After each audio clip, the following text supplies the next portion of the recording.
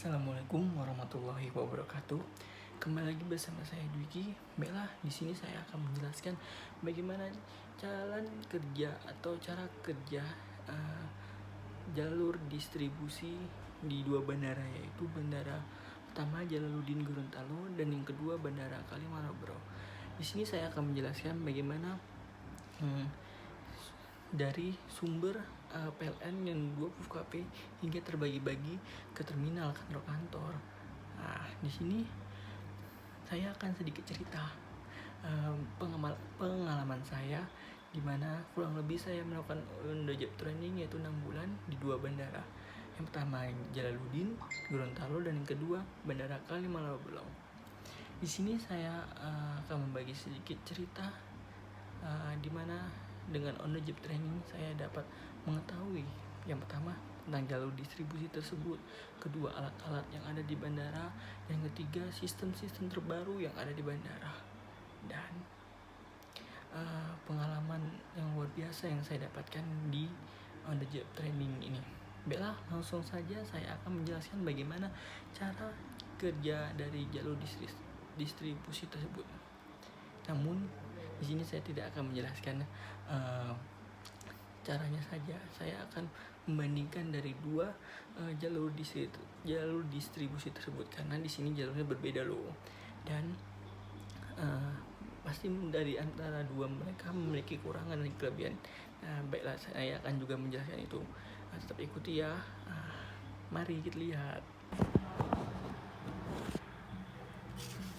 Nah, jadi ini jalur distribusi yang ada di Bandara Jalaluddin Gorontalo.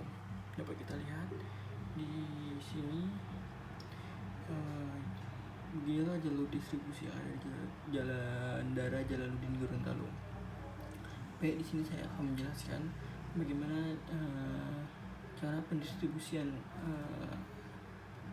dari sumber PLN menuju ke kantor-kantor dan terminal yang ada di Bandara Jalaluddin Gorontalo.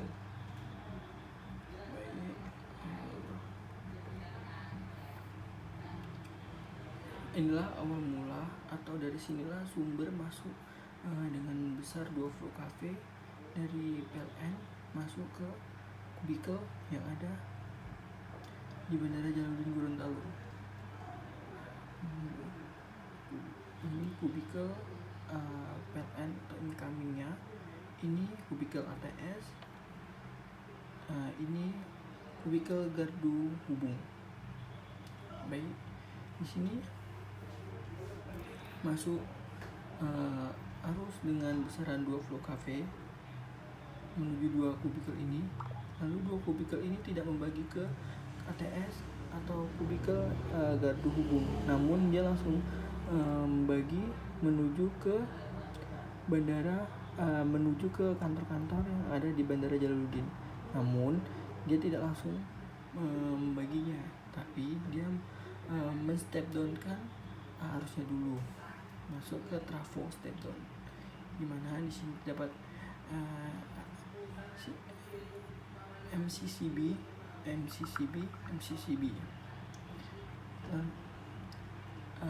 Jalur yang masuk menuju ke kantor-kantor seperti kantor administrasi, kan, gedung alat berat, gedung PK, gedung operasional, dan aviation security, dia itu menggunakan jalur bypass atau langsung begini, tahu. Lalu ini jalur pertama. Jalur kedua di mana ada MCCB juga yang menuju ke ATS, ini kubikel ATS. Namun jalur ini hanya untuk pembackup saja, di mana untuk terbarunya di Bandara Jalaluddin dia langsung menarik kabel dari sini, dari kubikel nomor 3 yang ada di Bandara Jalaluddin menuju ke kubikel ATS.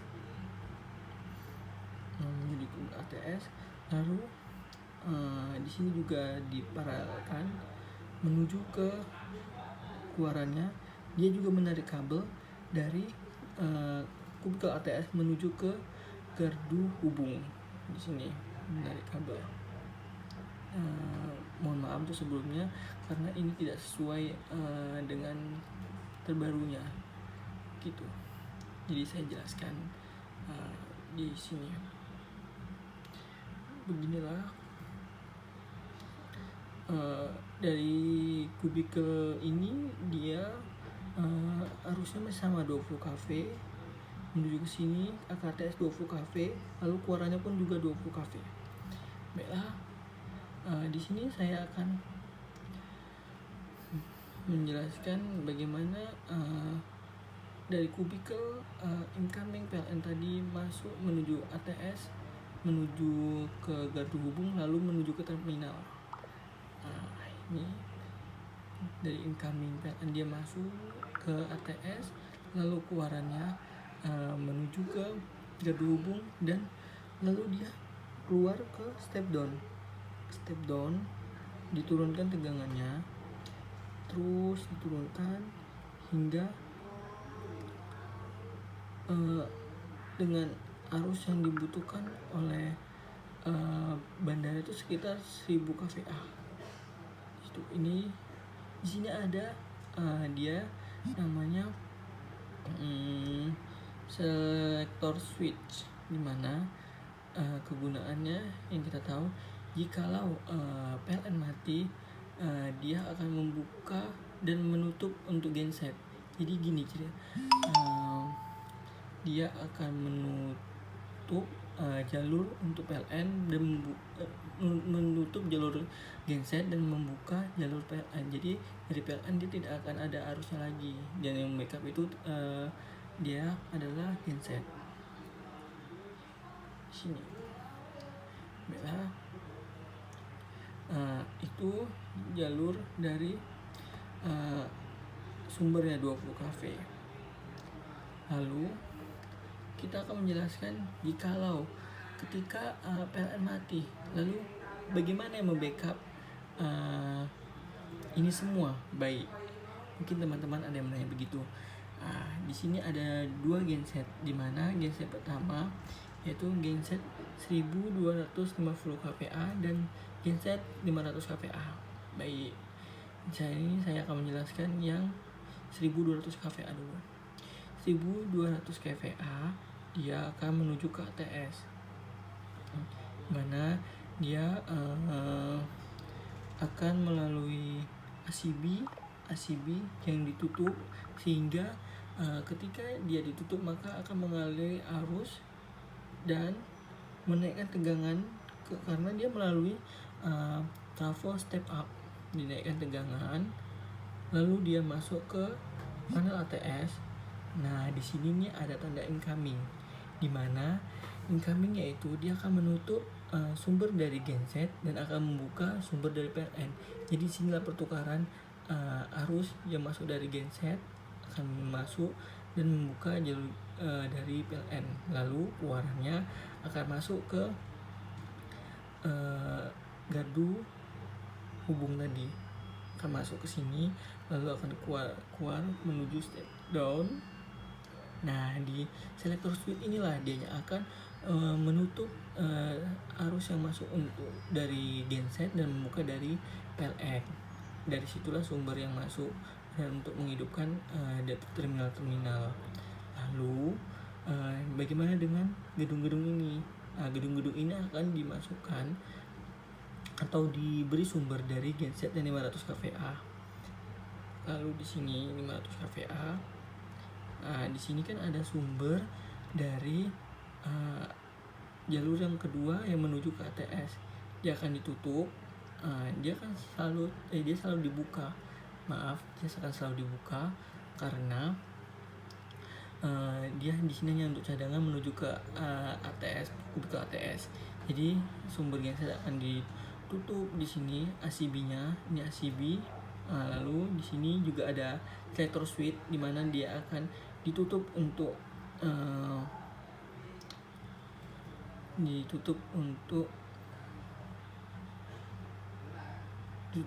dari PLN-nya, dibuka untuk PLN-nya, akan ditutup untuk dari genset. Itulah cara kerja pendistribusian jalur-jalur tersebut. Bella, mungkin dari kalian ada yang tanya warna merah ini apa ya gitu. Nah, jadi warna merah ini dianya adalah kubikel cadangan. Jadi ini kubikel cadangan dari ATS, ini kubikel dari cadangan gardu hubung. Disitulah cadangannya.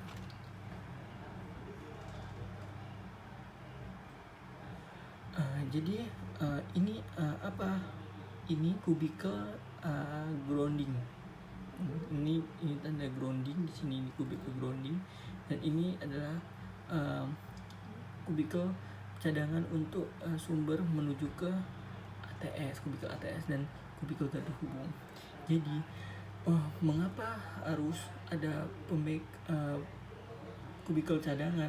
Nah, apabila kubikel ATS dan kubikel gardu hubung yang satu rusak atau ada maintenance, jadi tetap stabil atau tetap ada pembackup dari kubikel-kubikel tersebut. Nah, jadi kita nggak takut untuk nanti mati dong, tidak, karena di sini ada pembackupnya. Dan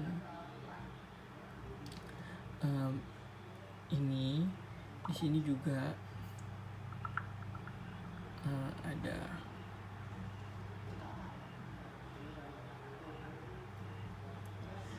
Nah, di sini saya akan menjelaskan dan kelebihan dan kekurangannya. Nah, jadi yang saya ceritakan tadi, kelebihannya yaitu memiliki kubikel cadangan supaya apabila terjadi kerusakan pada kubikel yang terutama masih ada kubikel cadangan. Namun di sini dia kerja atau pemindahan kubikelnya masih otomatis, secara manual. Jadi cara kerjanya itu secara manual, tidak secara otomatis yang seperti bandara-bandara yang diharuskan atau yang kinerja yang terbaru itu harus secara otomatis. Namun di sini tidak, cara pemindahannya secara manual. Nah, itulah kekurangan dan kelebihannya. Mungkin ini dari Bandara Jalaluddin Gorontalo, dan kita akan melihat dari Bandara Kalimarau Berau. Nah, ini jalur distribusi atau ring diagram jalur distribusi yang ada di Bandara Kalimarau Berau yang ada di Kalimantan Timur. Nah, dia memiliki dua sumber. Yang pertama yaitu PLN 1 Lati dan yang dua PLN 2 Teluk. Dia sama-sama memberi sumber yaitu 20 kV dan 20 kV.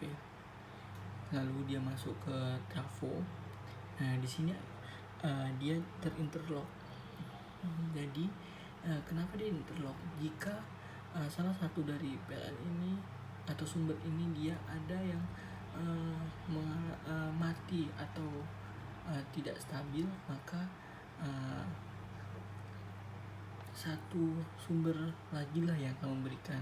Maka di sini dia akan, istilahnya PLN 1 Lati sedang tidak stabil, maka PLN 2 Teluk akan memberikan sumber, dan di sini dia akan diputus, dia akan memberikan sumber ya, begitu. Nah, lalu masuk ke ACB 4P, dimana dengan tegangan 1600 ampere atau 65 kA.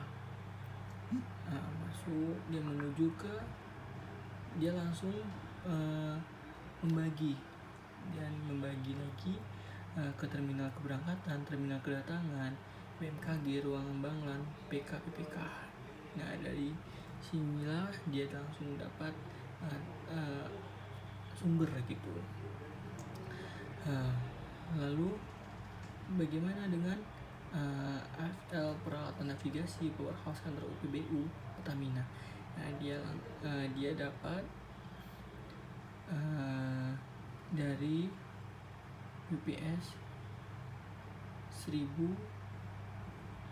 160 kVA. Nah, dia juga dapat dari sini lalu dikeluarkan. Nah, di sini juga ada interlock, di mana interlock ini dia membackup atau dari genset G3. Nah, dan ya seperti saya jelaskan tadi, jikalau UPS ini tidak stabil atau mati, maka genset ini akan masuk dan di sini dia ACB-nya akan menutup untuk memberi tegangan, dan ACB dari UPS akan terbuka dan menuju AFL peralatan navigasi powerhouse kantor PBU Pertamina. Dan di sini yang seperti kita lihat, sini ada 3 genset, di mana 2 genset dengan kapasitas 50 kVA akan masuk dan membackup yaitu terminal keberangkatan BMKG ruangan bangunan PK. Di sini dia ada AMF sinkron, lalu masuk ke ACB 4 1600A sama dengan ini, namun ini dia akan membuka karena dia sumber dari PLN tadi, dan jikalau mati dia akan menutup di sini dan akan memberi arus ke terminal keberangkatan. Nah, dan yang untuk membackup FL peralatan navigasi powerhouse kantor UPBU Pertamina yaitu yang genset 3. Di sini juga ada interlock yang menutup dan memberi arus ke. Nah, itulah penjelasan tentang wiring diagram atau jalur distribusi yang ada di Bandara Kalimaro Berau. Namun di sini ada kekurangan dan kelebihannya. Kalau kekurangannya di sini, kalau yang pertama tadi di Bandara Jalaluddin dia mempunyai kubikel pembackup, namun di sini tidak ada. Dan di sini juga gensetnya yang kemungkinan kapasitasnya atau tegangan yang kecil, dan di bandara satu lagi dia memiliki kapasitas satu yang besar dan satu yang kecil. Memang di sini ada 2 genset yang backup, tapi alangkah baiknya maksudnya hanya satu tapi yang besar begitu. Lalu di sini juga kelebihannya mungkin rancangannya yang cukup minimal dan menghemat biaya. Beda dengan Bandara Jalaluddin Gorontalo yang begitu istilahnya sulit lah untuk mungkin begitu ribet atau payah itu, karena satu sisi memang PH mereka cukup jauh ke terminal dan gedung-gedung, dan untuk yang di Bandara Kalimaro lokasi cukup berdekatan sehingga mungkin cukup efisien lah untuk Bandara Kalimaro Berau dibandingkan dengan jarak Bandara Jalaluddin Gorontalo. Mungkin itulah kedua tadi kekurangan dan kelebihan yang ada di Bandara Jalaluddin dan Jalaluddin Gorontalo dan Bandara Kalimaro Berau.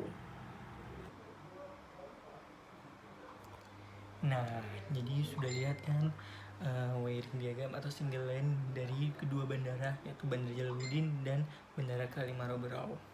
Jadi dua bandara itu memiliki sistem yang berbeda. Yang pertama, sistem untuk Bandara Jalaluddin yaitu sistem loop, di mana di sini mungkin rangkaiannya yang cukup rumit dan ribet dengan harga yang mungkin untuk investasinya cukup mahal. Itu untuk kekurangan dan kelebihan. Tapi untuk kelebihannya dia harusnya lebih mantap, lebih canggih, lebih kekinian lah istilahnya begitu. Dan untuk yang kedua itu sistem radial, di mana dia lebih efisien dan yang sudah kita lihat tadi lebih efisien, lebih merancang begitulah. Namun harusnya tidak baik atau kurang baik ya, seperti yang saya jelaskan kan ada 2 tadi gitu. Nah, mungkin hanya itu yang bisa saya sampaikan. Kurang dan lebih saya mohon maaf. Saya akhiri dengan wassalamualaikum warahmatullahi wabarakatuh. wabarakatuh.